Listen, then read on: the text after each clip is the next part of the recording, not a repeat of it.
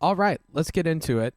So, the cool thing about this tune is when you're playing, everything is kind of like a mirror image of each other.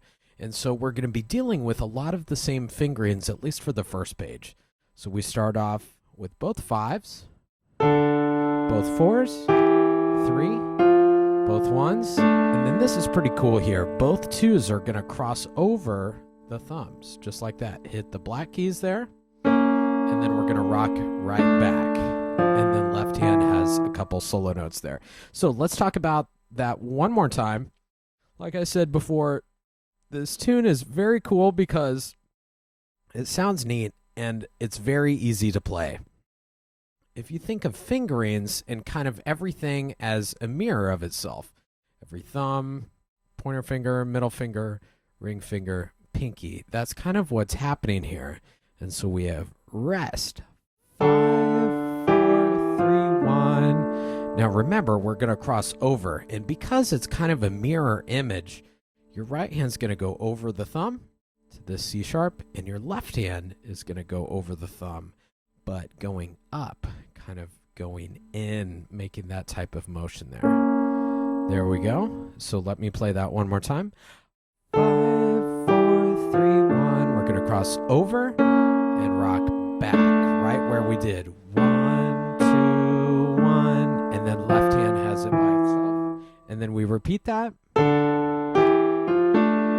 cross over, rock back. Now right hand has some notes by itself. 5, 4, 3, 1, cross over, under, left hand, rest.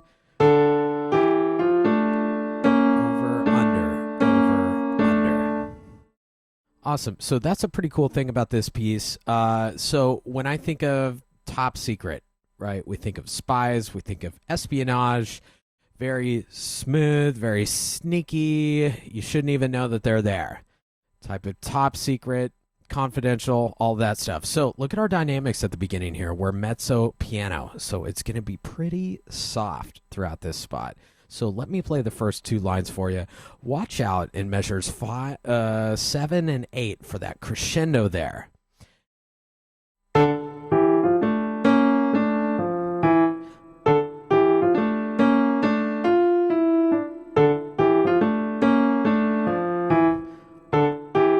here. Now, what's happening in measure 9 is we have a different type of dynamic that we've never seen before. SUB, period, and then piano there. What that means is it's an abbreviation for subito. That means suddenly. So I want it suddenly soft, suddenly piano. And so listen to this. I'm going to start in measure 7 and 8. And remember, we're getting louder here. And then in measure 9, we're going to totally just dip down and get really soft. Super soft.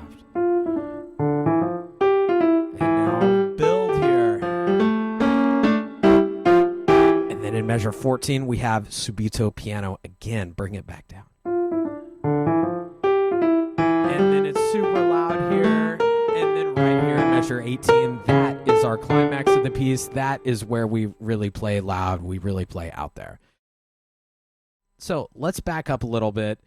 We've talked about dynamics. We've talked about kind of the mirror image of playing on this one. Measure 9 starts a little bit different figure, and it's kind of this, I don't know, when I wrote it, I was imagining this kind of cat and mouse game, and that's, kind of like spies, right?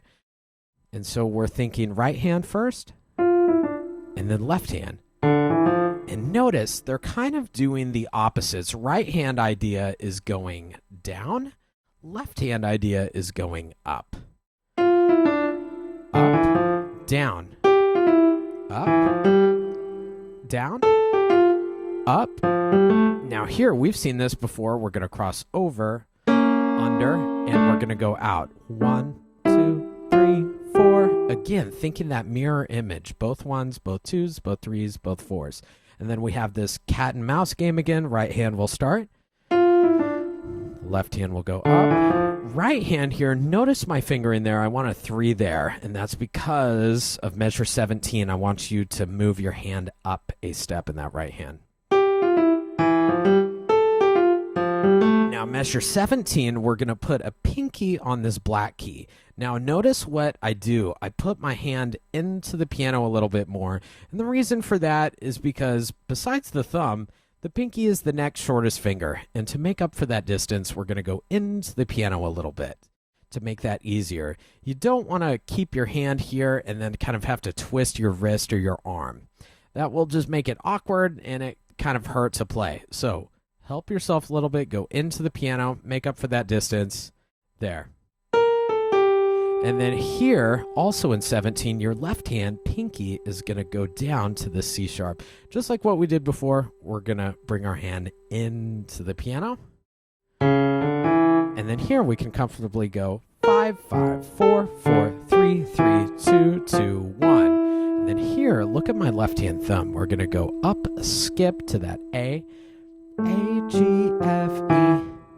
And so it's kind of still this mirror image right there in measure 18. 5, 5, 4, 4, 3, 3, 2, 2, 1. And so we kind of have this mirror image sort of sound that we've been looking at. And we also have this kind of cat and mouse texture like we've seen in measure 9.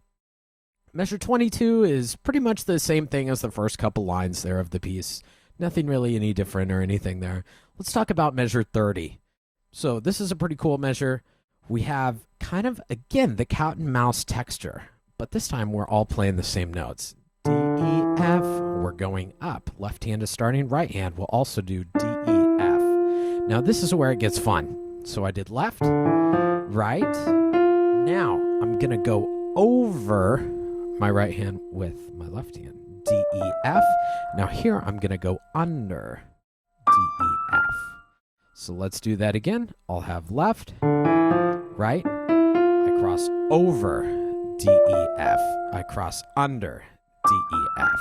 So fast, it'll be right, over, under.